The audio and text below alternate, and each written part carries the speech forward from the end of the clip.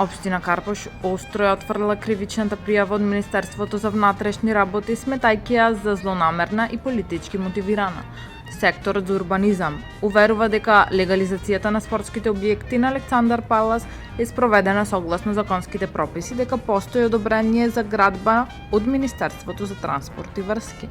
Дополнително, општината нагласува дека нивните службеници правилно ги утврдиле фактите и дека кривичната пријава ќе биде отфрлена како недопуслива, истакнувајќи и на легализацијата на тениските терени изградени во време на Никола Груевски.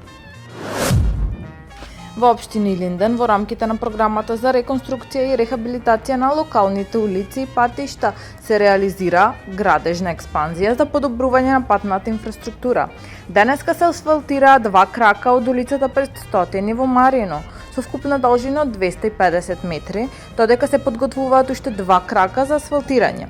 Градоначалникот Александар Георгиевски истакна дека општина Илинден активно работи на одржување на патната инфраструктура, особено по оштетувањата предизвикани од изградбата на фекалната канализација.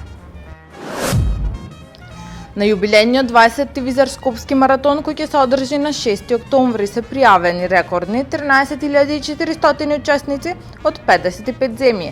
На пресконференцијата, директорот на маратонот Кире Синадиновски истакна дека покрај традиционалната маратонска трка ќе се одржи полумаратонот, штафетен маратон и трка за рекреативци на 5 километри. Оваа година Скопскиот маратон продолжува да го афирмира Скопје и Македонија на светската тркачка мапа.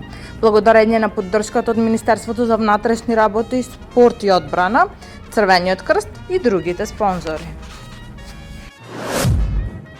Поднесена е кривична пријава против градоначалник на една скопска општина, 5 вработени во секторот за урбанизам и едно правно лице за злоупотреба на службена положба. Пријавените по барање за утврдување на правниот статус на бесправен објект изготвиле записник и спротивно на законските прописи констатирале дека тениското игралиште исполнува услови за легализација. Градоначалникот и вработените подпишале урбанистичка согласност и решение за легализација, овозможувајќи на правното лице противправна имотна корист од 147.341.700 денари. Под мотото "Пренеси ја пораката, одиме во лов на електронски отпад". Од 1 до 14 октомври во општина Центар се поставени контейнери за ситен електронски отпад и отпадни батерии. Во општинските училишта се организираат едукативни работилници како онаа за второделенците од основното училиште Киро Глигоров.